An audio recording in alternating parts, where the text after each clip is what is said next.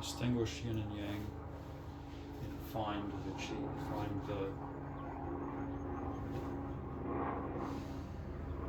that inner power. It's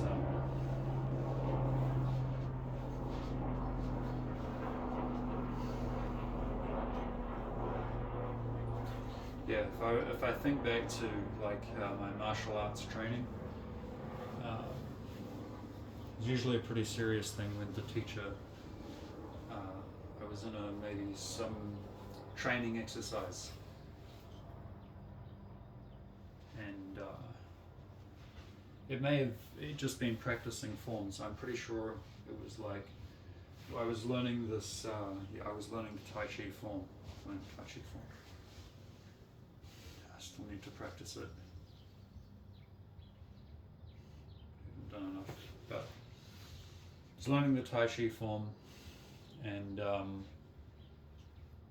course, Tai Chi form, it has martial arts usage, right? Like that's what you're developing it for. So there's some concepts in there that are about distinguishing yin and yang as it relates to the usage of that technique that you're developing, or whatever technique that you're developing.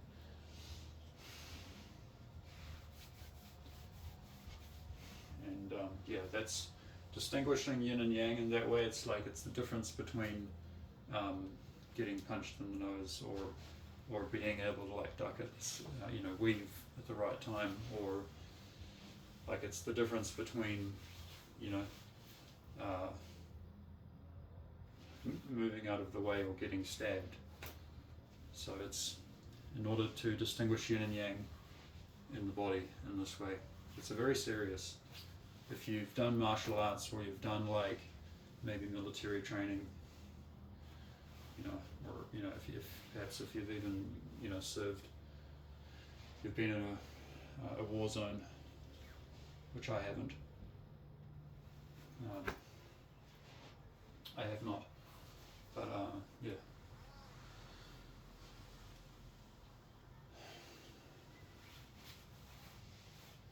Yeah, so that's very serious. That's very serious. Every time I've had the privilege of having a good teacher been teaching me, and I'm like doing the Tai Chi form, and he's like, one long, one short. No, hang on. One long, and then one short. One out, one in. This much weight on this leg, this much weight on this leg, aligned in a certain way. And distinguishing yin and yang. So the deepest way that is a martial arts application of distinguishing yin and yang is to distinguish between the sympathetic and parasympathetic nervous systems.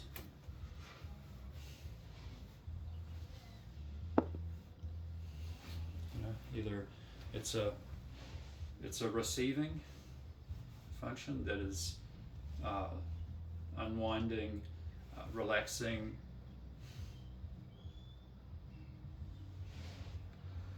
and then there's another one that is a creative function, which is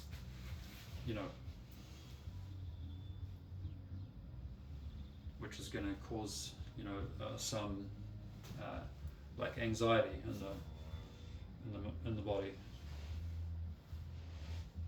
So, of course, in martial arts, we do need to use the sympathetic nervous system. We do need a release mechanism.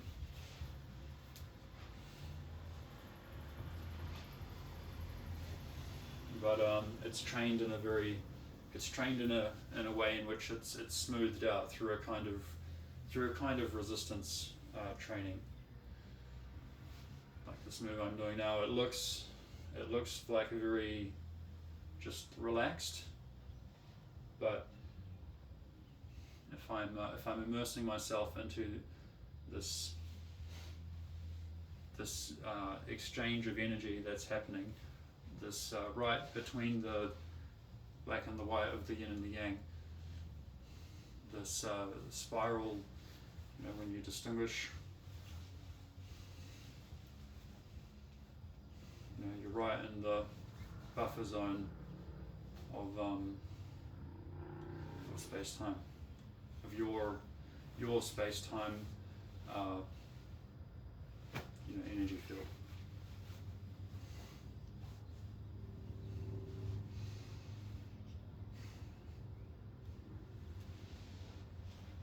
So I just have a slight anxiety that I just need to release. And of course, find the uprising force through. So it's something that you have to search for and find within the body. Yeah, find within the body, and this also involves the 5 elements, distinguishing between the 5 or defining the 5 elements. The heart, the kidneys, the liver, maybe the other side, spleen. Each one governs a different elemental, role.